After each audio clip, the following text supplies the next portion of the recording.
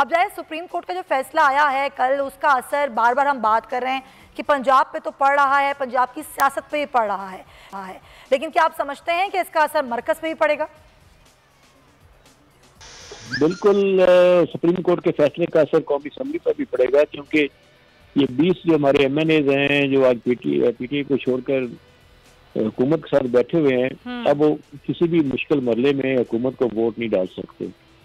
और अब हुकूमत 172 वोट लेकर बनी है, एक भी आगे पीछे बंदा इनका हो जाता है कि ये मेजोरिटी लूज कर जाएंगे। एक आध वोट का फर्क है, कभी कोई हुकूमत नहीं चलती, लेजिस्लेशन हो सकती है ना, कोरम पूरा हो सकता है, और अगर कोई इनसे कहा जाए तो माद का वोट दें तो शायद वो भी ना पूरा हो सके। और एक भी इनका साथी चला गया छोड़कर, इनका जो इत्तेहादी जमात है, तो भी हुकूमत आराम से नीचे गुजरी। अच्छा, सुप्रीम कोर्ट ने रियाज फतेहाना साहब ये कहा है कि जो रुकन की नाअहली की मुद्दत का फैसला है कि कितनी होनी चाहिए, ये फैसला पार्लियामेंट ने करना है। ना सिर्फ ये बल्कि हॉर्स ट्रेडिंग के से लेजिस्लेशन करनी है, वही पार्लियामेंट ने करनी है। तो जो मौजूदा हुकूमत है जिसकी बहुत ही कम अक्सरियत है, इस कम अक्सरियत में क्या ये करेंगी, और अगर करेगी तो कैसे कर सकती है कानून साजी?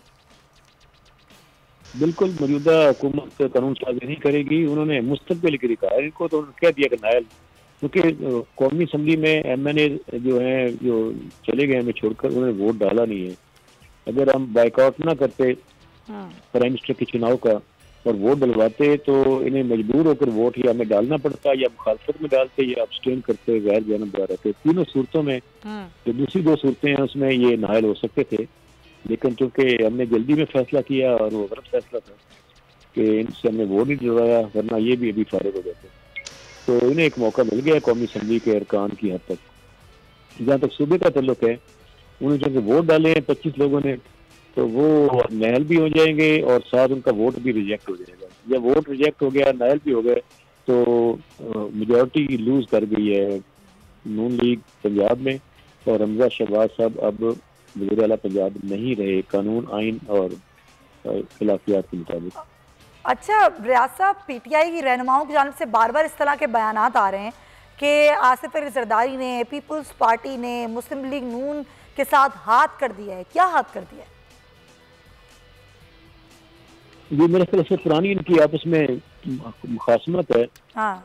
भुट्टो साहबा के वक्त से 88 से लेकर आज तक। हाँ।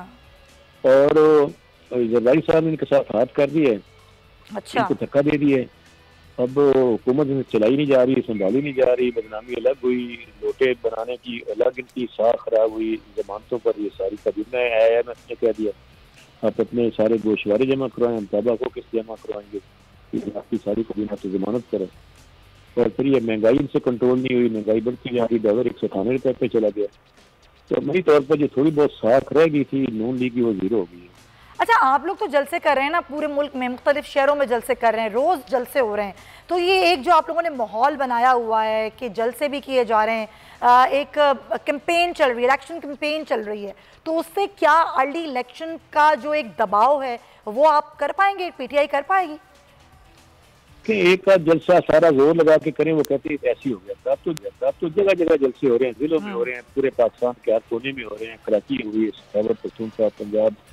तो अब तो ये साबित हो गया है कि ये होता क्या है, जलसे से एक अजहार होता है कौन कितना पॉपुलर है। और लोग किसी को ट्रांसपोर्ट नहीं दी PTI ने या मरकजी सूबाई बॉडी ने, सब लोग अपने खर्चे पर जा रहे हैं, अपने खर्चे पर जा रहे हैं। ना किसी को कीमे वाले नान मिलते हैं, ना किसी को ट्रांसपोर्ट मिलती है। ये मोहब्बत है, जज्बा है, क्योंकि पूरी कौम, इसमें सिर्फ PTI नहीं, इसमें पूरी कौम शामिल है। और लोग अब इमरान खान के बयानिया की सपोर्ट कर रहे हैं, इसलिए इसे आप तसव्वुर करें ये रेफरेंडम हो गया है। अच्छा। इस रेफरेंडम के बाद साबित हो गया है कि अवाम ने इस फैसले को रिजेक्ट किया है जो गैर मुल्की मुदाखलत से हुआ है, इस हुकूमत को भी मुस्तरद किया है। इसका एक ही हल है इस मुल्क में सियासी आईनी बुरान से निपटने के लिए। अब मुल्क तो दिवालिया होने भी जा रहा है, इन्हें खदशा है कहीं सिवागार की कैफियत न हो जाए। इसका एक ही हल है, फिल फॉर असम्बलियाँ सारे चारों सूबों की नेशनल असम्बली तोड़कर फिल फॉर नए मैंडेट के लिए अवाम के पास जाया जाए और इलेक्शन। अच्छा, शेख रशीद साहब कह रहे हैं कि जी 48 घंटे बड़े अहम हैं और जगहों से भी बड़े फैसले हो रहे हैं, वहाँ पर जो फैसले आएंगे वो बड़े देखने वाले होंगे, तो ये खबर उनको कहाँ से मिल रही है? देखें, जहाँ तक मेरे इल्म में है, इमरान खान साहब किसी से बात नहीं कर रहे। अब दाएं बाएं से तो राब्ते होते ही हैं हर जगह पे एक दूसरे के, लेकिन ऐसा जहाँ तक पार्टी की आगे का तल्लुक है, इमरान खान साहब किसी से कोई राब्ता नहीं, वो डायरेक्टली किसी से कोई राब्ता नहीं कर रहे। और दूसरा, जहाँ तक शेख रशीद साहब का तल्लुक है, तो वो चूँकि रावलपिंडी में रहते हैं तो उन्हें ज़्यादा बेहतर पता होगा, लेकिन इस हट कर भी एक एनालिसिस होता है क्रिटिकल एनालिसिस।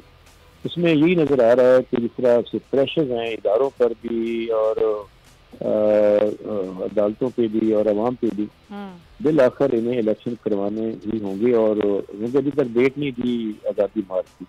आज़ादी मार्च अगर मूव कर जाएगा पूरे पाकिस्तान से, अगर रोकने की कोशिश की जाएगी, जहाँ रोका जाएगा वहीं धरना हो जाएगा। अच्छा। इस मीन का सारा पाकिस्तान चौक हो जाएगा।